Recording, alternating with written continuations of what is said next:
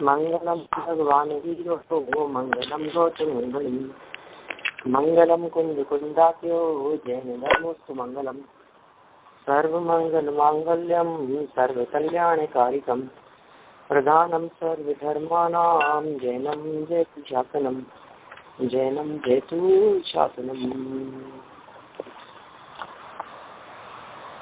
इष्ट उपदेश नामक ये ग्रंथ है और इस ग्रंथ के संदर्भ में हम 34 श्लोकों की चर्चा पिछले स्वाध्याय तक पूर्ण कर चुके हैं।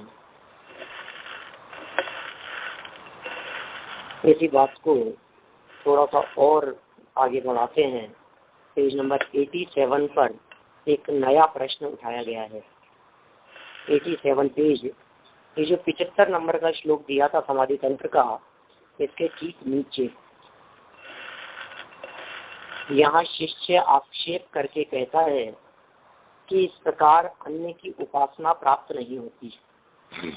अर्थात ये भगवान उक्त नीति के अनुसार पर में गुरु पने का अभाव होने पर मुमुक्षु को धर्माचार्य आदि की सेवा प्राप्त नहीं होती। मुमुक्षु धर्माचार्य आदि की सेवा करने योग्य नहीं रहते, ऐसा भाव है। परंतु ऐसा नहीं है, क्योंकि ऐसा कहने में अप सिद्धांत का प्रसंग आता है।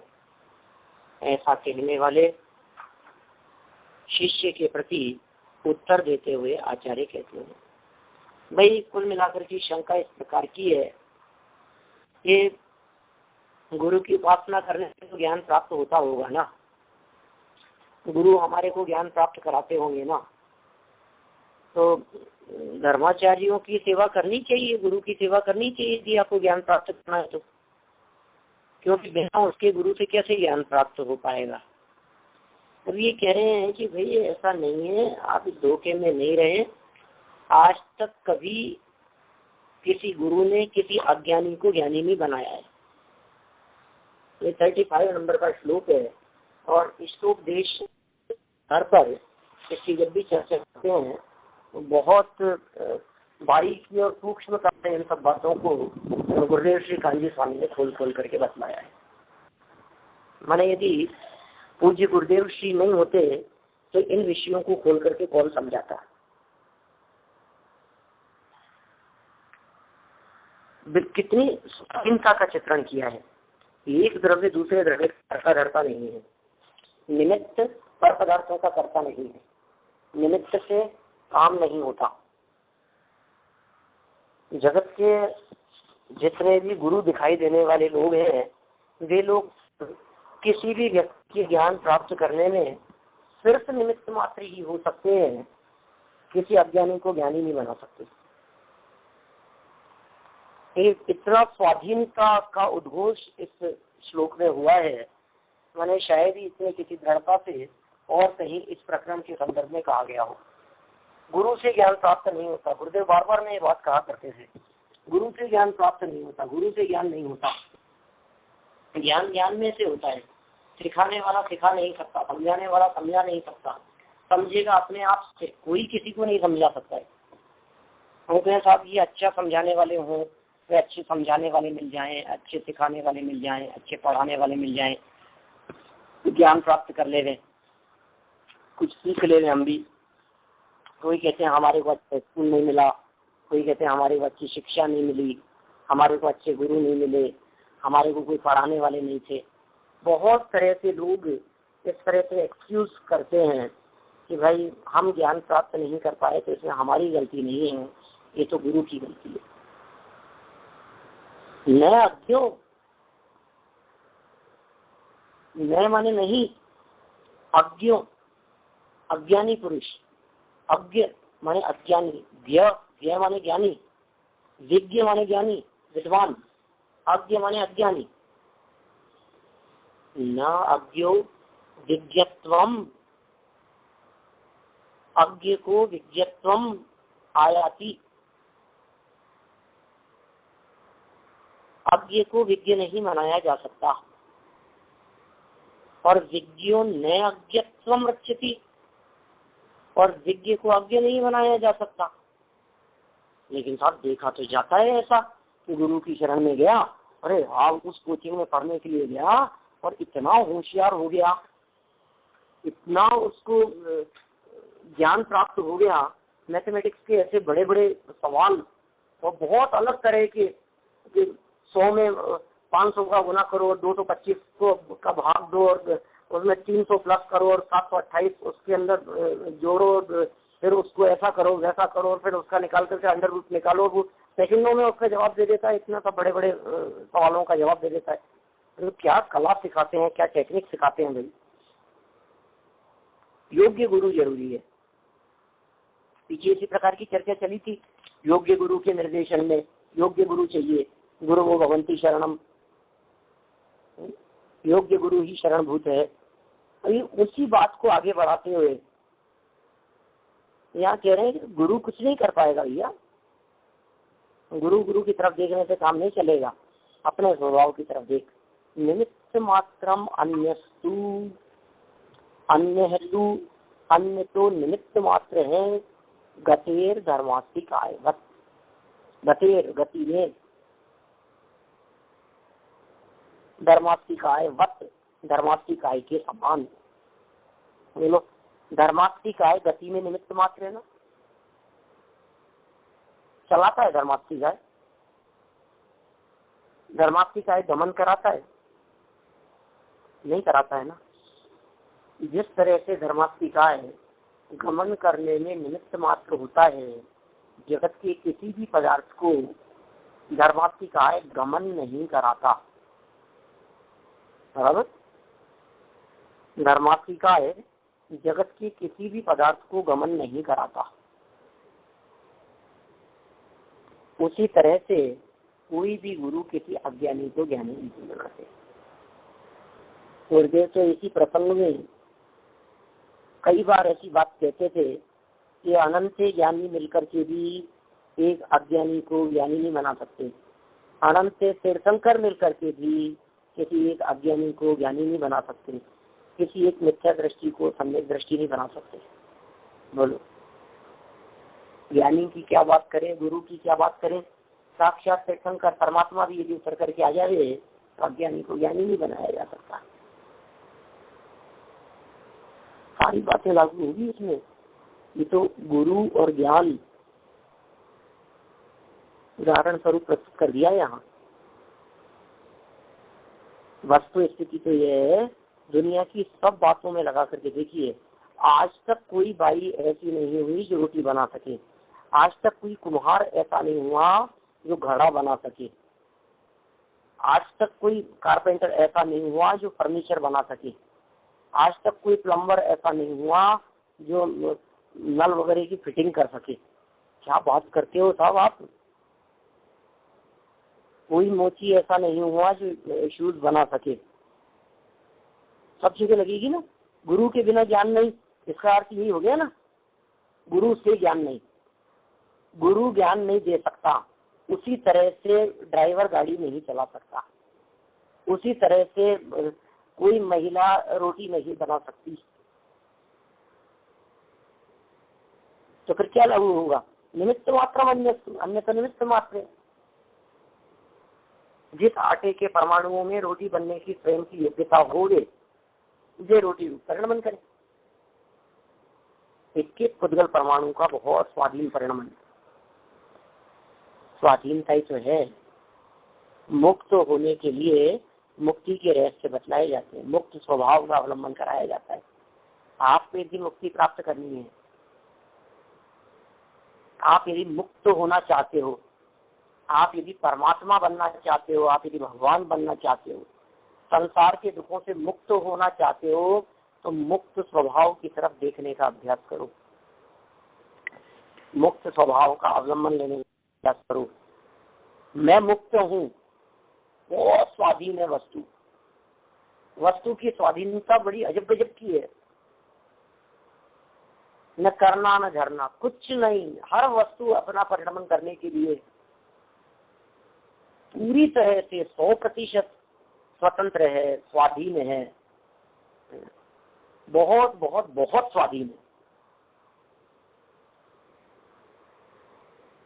गति धर्मास्तिकायवत। अब बोलो धर्मास्तिकाय गति के अंदर क्या निमित्त है? उदासीन निमित्तवत दिखते हैं, उदासीन निमित्त। धर्म द्रव्य अपने में अपना काम कर रहा है, जीव पुद्गल अपने में अपना काम कर रहे हैं, और लो साहब धर्म द्रव्य के माथे पे तिलक कर दिया हमने, ये निमित्त है। कैसे कथन कर दिया आपने, कैसे बोल दिया उसको निमित्त? देखिए निमित्त निमित्त संबंध क्या चीज होती है? निमित्त का कार्य निमित्त में अपनी योग्यता से हो, उपादान का कार्य उपादान में अपनी योग्यता से हो। जब दोनों के कार्य अपनी अपनी योग्यता से होते हैं और दोनों के कार्य का एक ही काल देखा जाता है तो उसे निमित्त निमित्त संबंध कह दिया जाता है।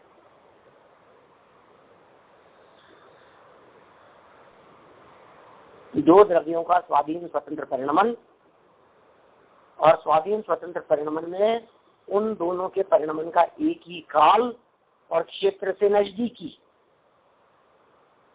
और या निमित्त निमित्त। इसके अलावा और क्या है निमित्त निमित्त संबंध? कोई गुरु किसी को ज्ञानी बना सकता है क्या? कितनी बार करते हैं हम लोग इस तरह की बात। एक व्यक्ति समझाने वाला होता है, कितने लोग समझ पाते हैं? तीर्थंकर परमात्मा के समोक्षरण में भी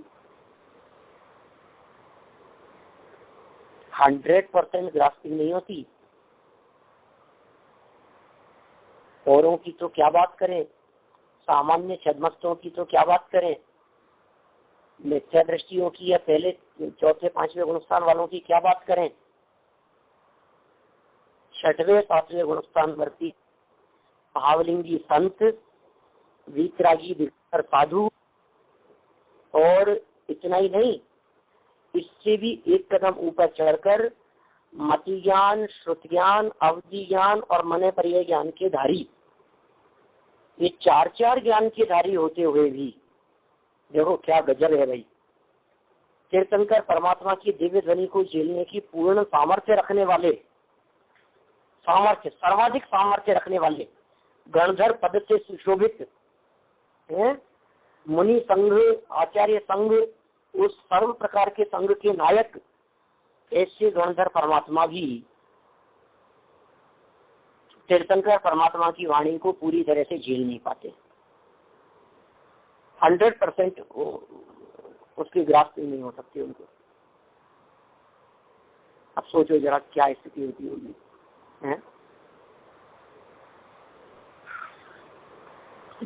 आश्चर्य लगता है इस बात पर।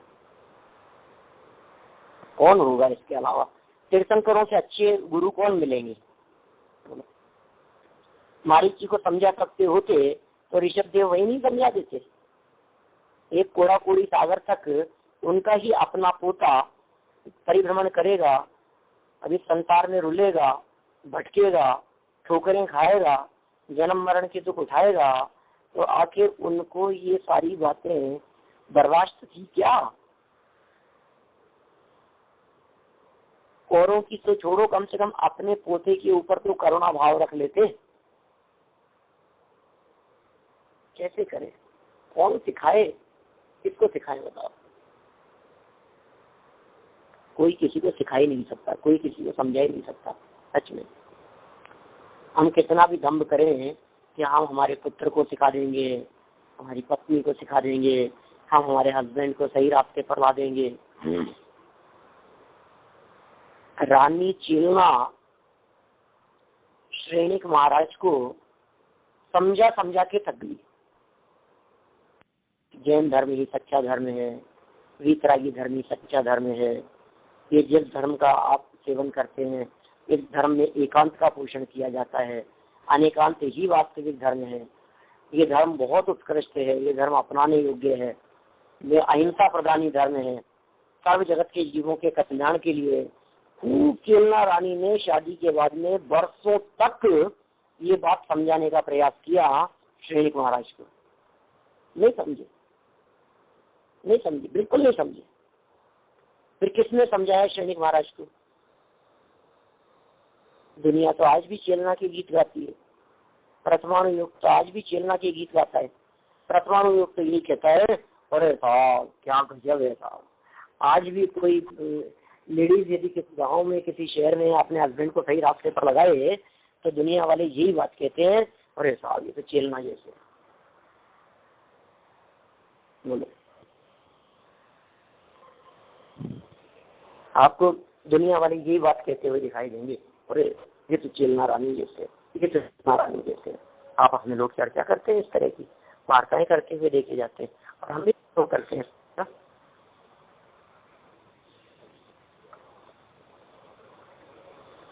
हमें भी अनुभव तो होता है इसका, लगता है हमारे को भी ऐसा कि हाँ साहब इन्होंने सिखाया है सच में, देखो कितना बदल दिया, कितना पुरुषार्थ किया। अरे कितना बदल दिया, बरसों लग गए और फिर भी बदलने में समर्थ नहीं हो सकी। क्या बदले, क्या समझे, क्या समझाएं, किसको सिखाएं, कौन किसको बदल सकता है, कब समझे। उन्होंने तो अनर्थ करने में कोई कसर बाकी नहीं छोड़ी थी। अच्छा मैं आपसे पूछता हूँ, आप ये कह रहे हैं ना चेलना ने सिखाया, राजा श्रेणी को सही रास्ते पर ले आई हो। अब बोलो चेलना क्या राजा श्रेणी को सही रास्ते पर लाई थी? अब मेरी बात ध्यान से सुनना, थोड़ा सा गहराई में जाकर के देखें अपन इस प्रसंग में। क्यों जी?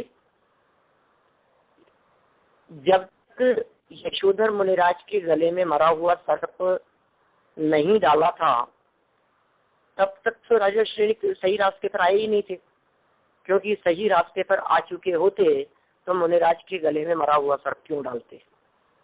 पहला पॉइंट, ठीक है। सब स्वीकार है हमारे को, हाँ बात तो सही है सब, तो उससे पहले समझ गए होते तो मरा हुआ सर्प क्यों डालते। और जब मरा हुआ सर्प डाला और चेलना के साथ में दौड़ते दौड़ते वहां गए 3 दिन बाद, फिर दोनों ने आश्चर्यचकित हो गए। बोलो ओ ध्यान अवस्था में बैठे हुए, क्या कह दिया उन्होंने चेलना को? तो कहाँ जा रही है, 3 दिन पुरानी बात है, मैं तो तुझे कहना ही भूल गया, भाग गया होगा अब तक। तो अब तक कहाँ बैठे होंगे? ऐसे भी कोई होता है कि कहीं बैठे रहे? कि नहीं, मैं जिन गुरु की भक्त हूँ, जिन गुरु की अनुयायी हूँ, जिनकी शिष्य हूँ, ये जिस धर्म का, यदि वे सच्चे मुनिराज होंगे तो करके देख लो, भले 3 दिन क्या 30 दिन भी हो जाए तो वहीं बैठे हुए मिलेंगे। चले गए साहब, क्या करके देखो, लाखों चींटियां शरीर के ऊपर चढ़ी हुई दिखाई दे रही है, सारे शरीर को चलने कर दिया है, अंदर तक घुस गई है, घर बना लिए, काटने लग गई है, लाखों चींटियां, बदन ही काला दिखाई दे रहा है और गले में मरा हुआ सर्प ज्यों का त्यों पड़ा हुआ है। चारों तरफ बुरा बिखेरा गया, चींटियों को निकाला गया, वहां से फूंक दी गई, हटाया गया, सर्प को हटा करके रखा गया। ओहो, दोनों व्यक्ति श्रेणी तो दिखते ही रह गए, गजब हो गया, ऐसा भी हो सकता है कोई व्यक्ति, ऐसे भी कोई संत होते हैं, ऐसे भी कोई साधु होते हैं, ऐसे भी तपस्वी होते हैं। बर्दाश्त के बाहर की बात। ध्यान अवस्था में बैठे हुए थे, दोनों हाथ जोड़ करके सामने खड़े हो गए। ध्यान मुद्रा से जैसे ही वे मुनिराज निकले, नमोस्तु महाराज, नमोस्तु, सद्धर्म वृद्धि रस्तु, धर्म वृद्धि हो, एक समान आशीर्वाद। हरि मित्र महल मसान कंचन कांच निंदन प्रतिकरण, अर्घावतारण प्रहारण में सदा समता धरण। बोलो अब मैं आपसे पूछता हूँ, गजब हो गया, देखते ही रह गए श्रेणी, तो ये कैसा चमत्कार है। दोनों को एक समान आशीर्वाद, कोई भेदभाव नहीं, कोई लाल लपेट नहीं, दोनों में कोई अंतर नहीं, एक उपसर्ग करने वाला एक उपसर्ग को दूर करने वाली, दोनों को एक समान आशीर्वाद दे रहे हैं। धन्य है इनकी वितरागता। जैन हो गया, जैन धर्म का अवलंबन करने लग गया, शिष्य हो गया उनका। अब मैं आपसे पूछता हूँ, इस पूरी घटना के बाद में वो जैन कब बना? उसका गुरु कौन था? उसको जैन धर्म में किसने लगाया?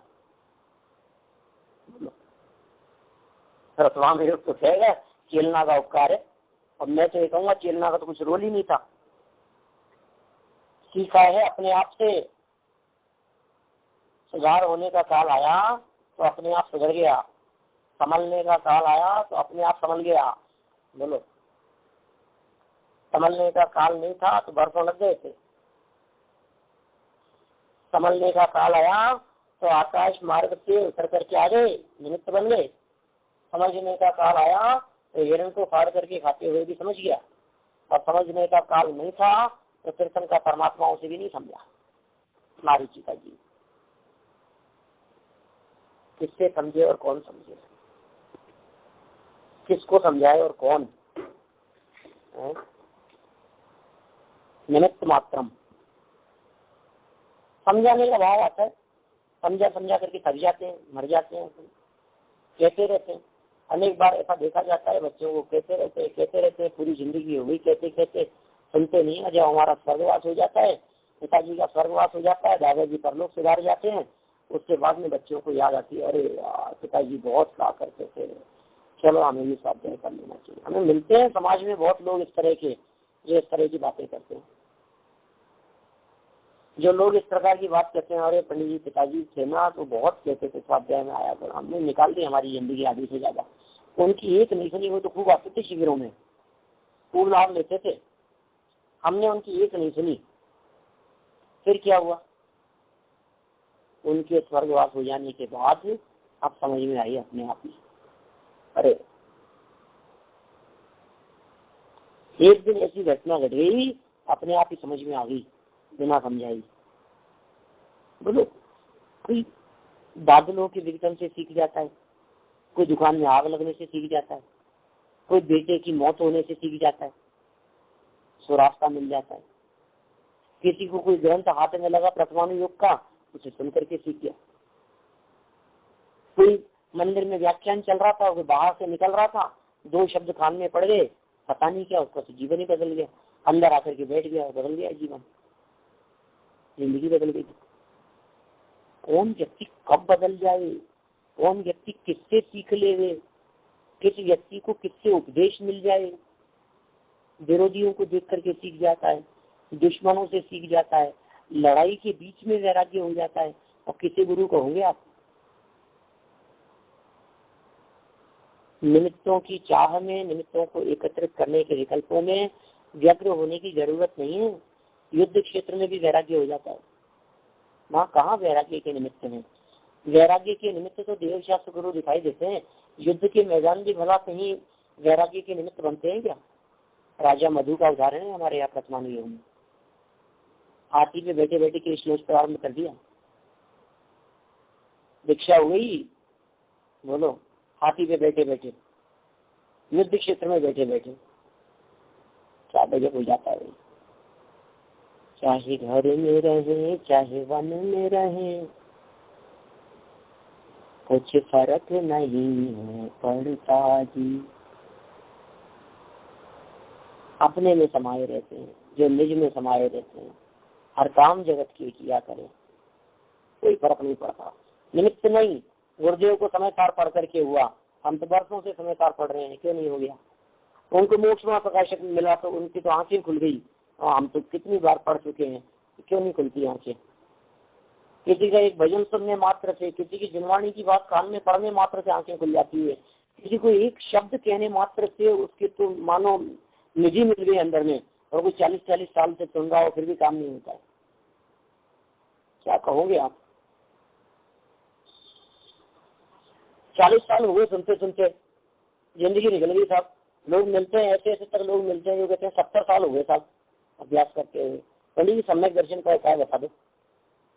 मैंने कहा आप 70 साल से अभ्यास कर रहे हो, तो मैं 35 का नहीं हूँ, आप मुझसे मोक्ष मार्ग सम्यक दर्शन का रास्ता पूछ रहे हो। आपकी उम्र 90 साल की है। मतलब कैसे कहें हम ये बात? कितने बार अभ्यास करें, कौन से ग्रंथ का अभ्यास करेंगे काम हो जाए, कौन से गुरु के निर्देशन में अभ्यास करें कि काम हो जाए, किस विद्वान का प्रवचन सुने? निमित्त मात्र अनित्य, निमित्त मात्र है अनित्य, कोई भी निमित्त हो सकता है। गधे को देखा और सम्यक दर्शन हो गया, गजब हो गया, क्या कह रहे हो आप?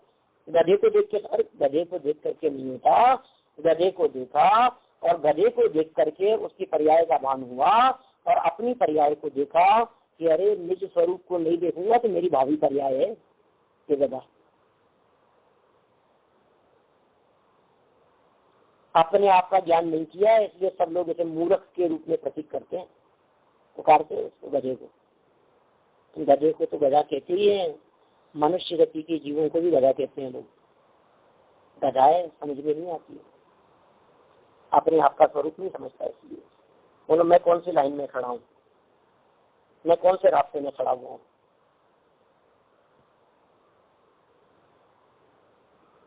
मार्ग ही कुछ अजब गजब का है। ये मार्ग हर किसी के समझ में आने जैसा नहीं है। बरसों तक समझाते रहो तो समझ में नहीं आए, समझाने वाला कोई नहीं हो तो समझ में। हाँ जी, बोल रहे हैं, कुछ पूछना है, कुछ है जिज्ञासा भाव। बहुत से माता पिताओं को समस्या होती है, बहुत से बुजुर्ग लोगों को देख देख करके विकल्प आते हैं, सच में बहुत विकल्प आते हैं।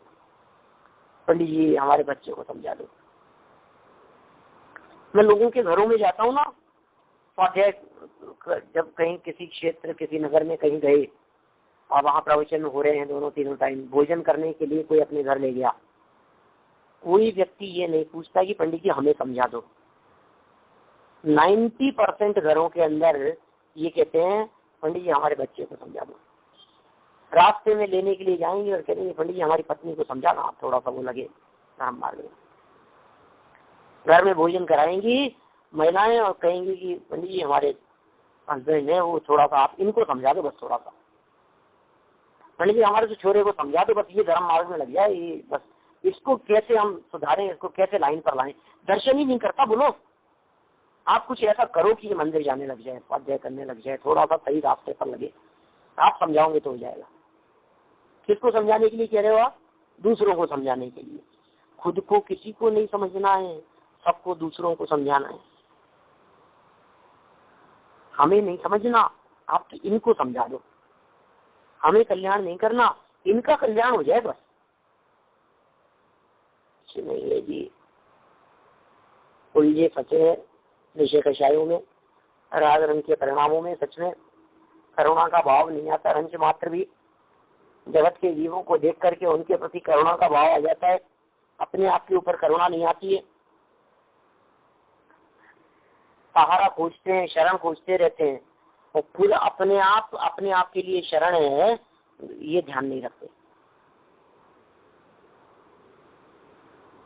देखो कैसा सुंदर छंद दे दिया है। शिष्य के प्रति उत्तर देते हुए आचार्य कहते हैं,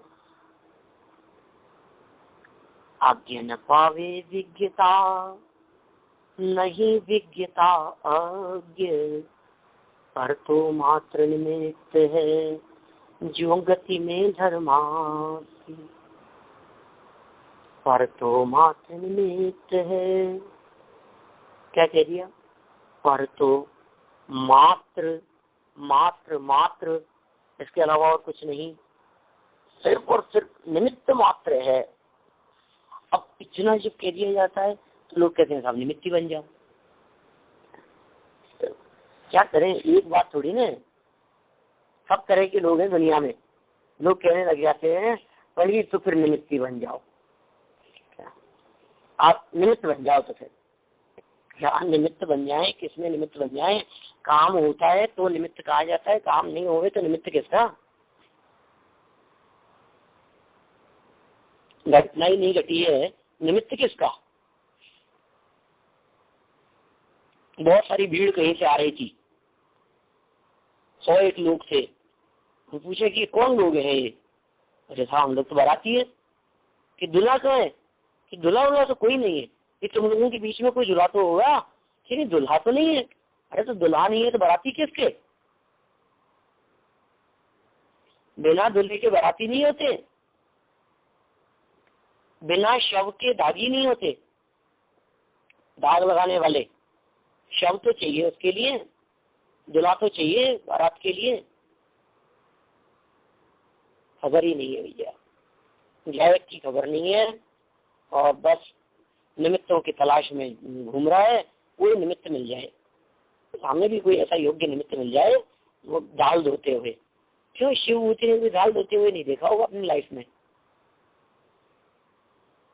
गुरु के निर्देशन में बैठे हैं, आचार्य के निर्देशन में चल रहे हैं, वर्षों पहले दीक्षा ली है, संघ में बहुत सारे बाद में दीक्षित मुनिराज हैं, सब योग्य गुरु के निर्देशन में सीख रहे हैं, अभ्यास कर रहे हैं, तो कुछ याद ही नहीं होता, कुछ समझ में ही नहीं आता, कुछ सीख ही नहीं पा रहे। और फिर कब सीखे बताओ, कैसे सीखे, किसने सिखाया? दाल धोने वाली ने, उसने उपदेश दिया होगा। कौन कब निमित्त बन जाए कुछ नहीं कह सकते। रोड एक्सीडेंट निमित्त बन जाए, प्लेन क्रैश निमित्त बन गया, न्यूज़पेपर पढ़ रहे थे वो निमित्त बन गया, न्यूज चैनल पर न्यूज देख रहे थे वो न्यूज देखना निमित्त मात्र बन गया। सीढ़ियों से उतर रहा था और एक पैर फिसल गया, और पैर फिसलने पर एकदम ऐसा लगा कि गिरा, और नेक्स्ट सीढ़ी पर पहुंचकर संभल गया। कुछ भी नहीं हुआ, खरोच भी नहीं आई, गिरा भी नहीं। क्या हुआ? जीवन ही बदल गया। एक घटना क्या घट गई? घटना घटी क्या है? पाँव फिसला था और फिसल करके नेक्स्ट सीढ़ी पर पहुंचा था और संभल गया, बस पकड़ करके उतर रहा था तो एकदम पैर फिसला और नीचे वाली सीढ़ी पे पहुंचा। अगले दिन से स्वाध्याय चालू हो गया, चिंतन मनन चालू हो गया, अभ्यास चालू हो गया, मंदिर जाना प्रारंभ कर दिया, जीवन ही वैराग्य में बीतने लग गया। ये कैसे समझ गया? ये कौन ने सिखा दिया इसको? बाबूजी कई बार इस तरह की बातें कह देते हैं। एक व्यक्ति, जिस व्यक्ति को मूंगफली छील करके खाना आता है, वो व्यक्ति सम्यक दर्शन की प्राप्ति कर सकता है। क्या कहा? मूंगफली छील करके खाना आपको हमारे को आता है कि नहीं? कभी खाई है कि नहीं मूंगफली छील करके? छिलका अलग, दाना अलग। क्या शैली है? युगल जी साहब की बात करता हूँ बाबू जी की, क्या गजब सोच है उनकी। बोलो आप, वेद विज्ञान करना आ गया। छिलका अलग है, छिलका खाने योग्य नहीं है, छिलका उतार करके फेंक देने योग्य है, दृष्टि देने योग्य नहीं है, और अंदर जो माल बैठा हुआ है, असली माल, और उसके ऊपर का भी वो जो रेड छिलका, वो उतर करके अंदर जो प्योर तत्व है, वो असली चीज है, खाने योग्य। ऊपर का छिलका शरीर वाला उतार दो, अंदर का रेड छिलका वो द्रव्य कर्म वाला हटा दो, और उसके अंदर भीतर में मौजूद जो तत्व है, ज्ञाय तत्व, वो स्वयं परमात्मा मौजूद है अंदर, देह देवल में विराजमान। निमित्त कौन? छिलका और मूंगफली अलग करते हुए दिखना, बस। जीव जुदा पुद्गल जुदा, यही तत्व को सार, बाकी जो कुछ और है यही को विस्तार। बोलो, 50 नंबर का श्लोक है इसी का, करेंगे चर्चा 50 दिन बाद में, लगभग इससे भी ज्यादा लग सकते हैं। आज्ञा न पावे विज्ञता, नहीं विज्ञता पर तो मात्र निमित्त है, जो गति में धर्मास्ति। अन्वयार्थ पढ़ो अभी 88 पेज नंबर पर। जो पुरुष अज्ञानी है, अर्थात तत्व ज्ञान की उत्पत्ति के लिए अयोग्य है, वह अज्ञानी कौन? तत्व ज्ञान नहीं कर पा रहे। अज्ञानी कौन? तत्व की समझ नहीं है, तत्व का विवेक नहीं है, तत्व विचारी नहीं है, वे सब अज्ञानी। विज्ञत्व न आयाति, विज्ञत्वम न आयाति, विज्ञ नहीं हो सकता। और जो विशेष ज्ञानी है वह अज्ञानी नहीं हो सकता। जैसे जीव पुद्गल की गति में धर्मास्तिकाय निमित्त मात्र है, उसी तरह अन्य पदार्थ भी निमित्त मात्र हैं। जीव के गमन करने में, पुद्गल के गमन करने में धर्मास्तिकाय उदासीन, ऐसे उदासीन निमित्त पता ही नहीं चल रहा है, मालूम ही नहीं चल रहा है। दुनिया में कितने लोग ऐसे हैं जो धर्मास्तिकाय का नाम जानते होंगे? कोई नहीं है। धर्मास्तिकाय का नाम जानने वाले दुनिया में कोई नहीं है, मिलते ही नहीं है लोग। क्यों भाई? धर्मास्तिकाय का नाम जानने वाले लोग कितने? जैन मतानुसारी कुछ अल्प, तो अच्छा, जो जैन है वो लोग जब गमन करते होंगे तो धर्म द्रव्य उनमें निमित्त होता होगा, और जो जैन नहीं है वो जब गमन करते होंगे तो कौन निमित्त होता होगा जी उनमें? जैनियों के काम तो कर्म के उद्देश्य होते हैं, और अजैनियों के काम, जैनियों के काम में तो द्रव्य कर्माधिक का निमित्त होता है, उदय का निमित्त होता है, और उसमें जो जैन नहीं है उनके काम तो ईश्वरी करते होंगे ना। अरे भैया ये वस्तु व्यवस्था है, यहाँ जैन अजैन का भेद नहीं है, यहाँ सब समान है। एक इंद्रिय हो चाहे पंचेंद्रिय हो, असैनी हो चाहे सैनी हो, जैन हो चाहे अजैन हो, किसी भी जाति कुल में जन्म लिया हो, सब एक समान है। धर्मात्मिकाएं भी उनमें निमित्त मात्र है, उसी तरह अन्य पदार्थ भी निमित्त मात्र है। अब अन्य पदार्थ में इतना मर्म छिपा है, क्या जितना निकालो आप उतना सब अन्य पदार्थ, इतना का अन्य शब्द है, बस पदार्थ भी नहीं है, अन्य भी निमित्त मात्र है। किस तरह? उसी तरह का मतलब जैसे धर्म कोई हस्तक्षेप नहीं करता, धर्म कोई प्रॉब्लम नहीं करता, धर्म किसी तरह का कोई खेचतान नहीं करता, धर्मात्मिकाएं किसी व्यक्ति को जबरन इधर से उधर नहीं ले जाता, सब सहज। भैया चलो तो चलने में निमित्त बन जाएंगे, नहीं चलोगे तो नहीं चलने में बनेंगे, रुकोगे तो अधर्मात्मिकाएं कहता है कि हम निमित्त बन जाएंगे, कहीं रहोगे तो काल के आकाश कहता है कि हम निमित्त बन जाएंगे, परिणाम होंगे तो काल निमित्त बन जाएगा। तुम परिणाम करते रहो तो काल निमित्त होता रहेगा। तुम जहां भी हो उस क्षेत्र संबंधी आकाश निमित्त है। तुम चलो तो धर्मात्मिका निमित्त है, और तुम ना चलो अधर्मात्मिका है। बोलो स्वरूप तो देखो आप किस तरह का है। अन्य भी निमित्त मात्र है। अन्य निमित्त मात्र है मतलब कौन? बच्चों के लिए पिताजी, पिताजी के लिए बच्चे, बुजुर्गों के लिए जवान, हस्बैंड के लिए वाइफ, माता पिता अपने बच्चों के लिए, गुरुजी शिष्य के लिए, क्लास में पढ़ने वाले 50 विद्यार्थी, पढ़ाने वाले एक, निमित्त मात्र। अन्य सब निमित्त है, सब निमित्त है, जैसा काम हो उसमें निमित्त है। अच्छा, अध्यापक क्लास के अंदर पढ़ा रहे हैं, किसी विद्यार्थी के फेल होने में भी निमित्त है, क्योंकि हाँ जो फेल हो जाए उसके फेल होने में निमित्त है, जो फेल हो गया है तो उसके फेल होने में निमित्त है, जो बिगड़ गया उसके बिगड़ होने में निमित्त है, जिसने टॉप किया उसके टॉप होने में निमित्त है। अब वो लोग क्या कहें, किसको निमित्त कहें? क्लास में पढ़ा रहे हैं, सबको एक समान पढ़ाते हैं, एक बात समझा रहे हैं, कौन कितना समझेगा, किसके गले में कितनी बात उतरेगी, किसके कंठ के कितने हृदय तक जाएगी, कौन कितने समय तक याद रखेगा, कोई आधार नहीं है, कोई नियम नहीं है। बना लो नियम इस बात का।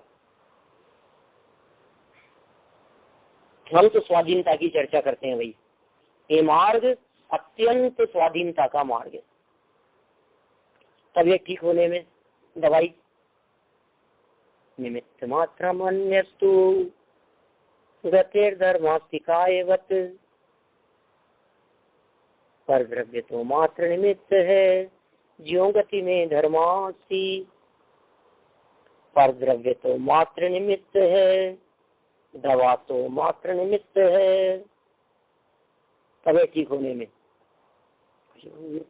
एक गोली ली हमने, सर दर्द ठीक हो गया, मात्र निमित्त है। सब जगह लगाओ, दिन भर लगाओ ये चीज को, आप 24 घंटे इस पंक्ति को दोहराते रहो। नाज्ञो विज्ञत्वम् आयाति, विज्ञो नाज्ञत्वम् रक्षति, निमित्त मात्र अन्यस्तु गतिर्मास्तिकायवत्। नाज्ञो विज्ञत्वम् आयाति, विज्ञो नाज्ञत्वम् रक्षति, निमित्त मात्रम अन्यस्तु गतिर्धर्मास्तिकायवत्। संस्कृत से, आचार्य की मूल पंक्तियों से, हिंदी की जरूरत नहीं है। न अज्ञो विज्ञत्वम, अज्ञ को विज्ञ नहीं किया जा सकता, बस यही और कुछ नहीं। और अप्लाई करते रहो उसको। मैं लिख रहा हूँ कुछ 4 लाइनें लिखी मैंने, अरे मैं लिख नहीं सकता, मैं तो निमित्त मात्र हूँ। कागज मस्य अक्षर आकार, लिखिया अर्थ प्रकाशन हार, कोडमल जी कहते हैं ऐसा मोक्ष में प्रकाशन लिखते समय। कागज, स्याही, अक्षरों का आकार, पेपर का आकार, और इस पेपर का आकार भी क्या कहे, उस पेपर के ऊपर इंक चल रही है, स्याही चल रही है, ब्लू कलर की स्याही उस पेपर के ऊपर चली, उस पेपर के पूरा पेपर व्हाइट है, जिस जगह पर ब्लू कलर दिखाई दे रहा है, इंक जहां दिखाई दे रही है, उस जगह के व्हाइट परमाणुओं की ब्लू कलर रूप से परिणमन करने की अपनी स्वतंत्र योग्यता है।